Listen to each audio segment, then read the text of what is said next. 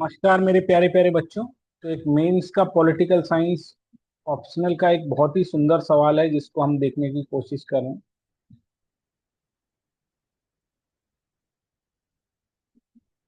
जिसमें प्लेटो के साम्यवादी विचार और मार्क्स के साम्यवादी विचार के बीच समानता व असमानता के बिंदुओं पर चर्चा करनी है। ये आपका बड़े लेवल का सवाल है, पूछा जाता है। तो मैक्सी तो सवाल आपका I hope difference compare and contrast between communism of Plato and Marx, ये सवाल है। तो मैक्सी ने क्या कहा है, सभी समाजवादी और साम्यवादियों के विचार की जड़ें प्लेटो में पाई जाती। हाँ जी, सबका पिताजी इसी को कहते हैं। प्लेटो ने आइडियल सोसाइटी के लिए और रूसी साम्यवादी विचार में कई बातें समान हैं, लेकिन ये पूरी तरीके से सही नहीं है। दोनों तरह की बातें हैं, कुछ समान भी हैं और कुछ अलग भी हैं मेरे प्यारे प्यारे बच्चों। तो पहले समानता के विरोध है। दोनों ही, चाहे कार्ल मार्क्स हो चाहे प्लेटो हो, दोनों ही पूंजी को और धन के स्वामित्व को विरुद्ध मानते हैं कि भाई राजा, जो दार्शनिक राजा है, वो खराब हो जाता है, भ्रष्ट हो जाता है अगर वो प्रॉपर्टी के चक्कर में रहेगा। दोनों ही संपत्ति को मूल बुराई के रूप में मानते हैं और दोनों ही निजी संपत्ति और दौलत को समाप्त करना चाहते हैं। पहला पॉइंट, दोनों ही चाहते हैं कि एजुकेशन पे कंट्रोल रहे, किसका? स्टेट का, ताकि वो जो दिखाना चाहता है वो दिखाए। बच्चों का लालन पोष शिक्षा, प्लेटो तो कहता है पब्लिक को करनी चाहिए, ठीक है, ताकि वो नियंत्रण कर सके। ठीक है, तीसरा देखिए, तीसरा है, दोनों ही चाहते हैं कि समाज में वर्ग विभेद ना रहे, एकता रहे। ठीक है, दोनों ही चाहते हैं अराजकता ना हो, एकता रहे। अब तरीके अलग अलग हैं दोनों के लाने के लिए, पर एकता चाहते हैं। दोनों ही चाहते हैं क्या? वेल ऑर्गेनाइज सोसाइटी हो। दोनों ही स्त्रियों और पुरुष के समान अधिकार की बात करते हैं। ठीक है, दोनों ही मेरे प्यारे प्यारे जिगर के टुकड़ों क्या चाहते हैं? डिक्टेटरशिप होनी चाहिए।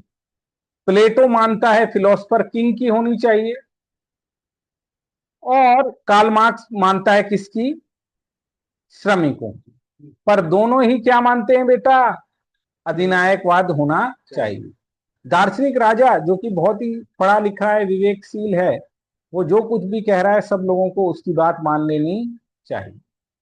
और जबकि पूंजीपतियों के खिलाफ मजदूरों की क्या होनी चाहिए? अधिनायकतावाद होनी चाहिए। दोनों ही कम्युनिटी को बड़ा मानते हैं, कम्युनिटी लाइफ जीनी चाहिए बात लोगों को, है ना। दोनों ही मानते हैं कि कम्युनिटी में रहें, सार्वजनिक जीवन जिए। दोनों ही कंपटीशन को अच्छा नहीं मानते, नहीं। हाँ, कंपटीशन को अच्छा नहीं मानते, कंपटीशन की भावना कई रूप से बेकार है। दोनों ही लोगों को बताते हैं कि ये ध्यान रखो कि तुमने राज्य के लिए क्या किया है, अधिकारों की बात ज्यादा मत करो। ठीक है, प्लेटो ने भी व्यक्तियों को अधिकार नहीं दिए हैं। आधुनिक समाजवाद में कार्ल मार्क्स भी ये कहता है कि क्या कहते हैं,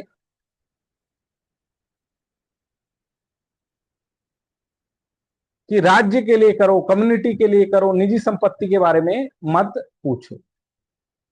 दोनों ही निजी संपत्ति को रोकना चाहते हैं। तो ये 14 अंतर हैं, जिसमें से आप 5-6 अंतर भी लिख देंगे तो बहुत है, परंतु अंतर भी पर्याप्त है। ये देखिए, दोनों ही साम्यवाद को मानते हैं, बट कार्ल मार्क्स सब पर कम्युनिज्म लागू करना चाहता है, सब में समानता, लेकिन इसका कम्युनिज्म किसके लिए है? सिर्फ गार्जियन क्लास के लिए है। श्रमिक अपना कमाएं, परिवार रखें, पैसा भी कमाएं, कोई दिक्कत नहीं। जबकि कार्ल मार्क्स पूरी तरीके से पूरे समाज को, कम्युनिटी के बारे में सोचना चाहिए, संपत्ति का पूरे तरीके से कम्युनिटी पर रोल होना चाहिए, ऐसा मानता है। प्लेटो संपत्ति और परिवार का कलेक्टिवाइजेशन करता है, जबकि कार्ल मार्क्स केवल संपत्ति पर ही एनालिसिस कर रहा है, उसका परिवार से कोई लेना देना नहीं। क्या बात समझ में आई? यस। हाँ, ये बात याद रखना है। प्लेटो को दोनों को ही मानते हैं, है ना, कि दोनों ही भ्रष्ट करने वाली है, पर प्लेटो ओ कार्ल मार्क्स ऐसा नहीं मानता। तीसरे, प्लेटो चाहता है क्या करे, लोग एकता में जुड़े, अपने गुणों के आधार पर काम करें, उनके बीच में कोई वर्ग संघर्ष ना हो, वो जो काम चाहते हैं, जानते हैं, उसी में रहें। लेकिन मॉडर्न कम्युनिज्म क्लास स्ट्रगल को मानता है कि दो वर्ग बने हुए हैं और इनके बीच में क्या होगा, संघर्ष होना ही चाहिए। ये तो संघर्ष को रोकना चाहता है प्लेटो, जबकि कार्ल मार्क्स संघर्ष को बढ़ावा देना चाहता है। प्लेटो का जो साम्यवाद था प्रॉपर्टी का और पैसे का, गार्जियन क्लास के लिए केवल सिटी स्टेट तक शामिल था, जबकि आज का जो कम्युनिज्म है पूरी दुनिया में फैलना चाहता है, ठीक है, पूरे वर्ल्ड में फैलाना चाहता है। प्लेटो का जो दृष्टिकोण है वो स्पिरिचुअलिस्ट है, मनोवैज्ञानिक है, जबकि इसके एनालिसिस का आधार मटेरियलिस्टिक है।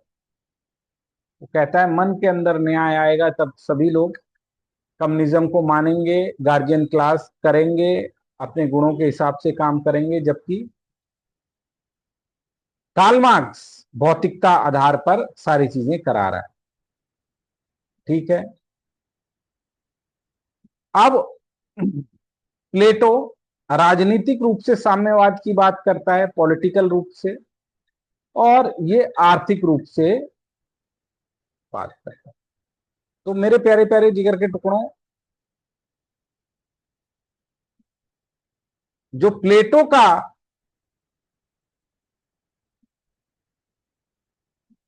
साम्यवाद है उसको अधूरा कहा जाएगा, क्योंकि वो गार्जियन क्लास पर लगता है, ये सारी क्लासों पर लगता है ना।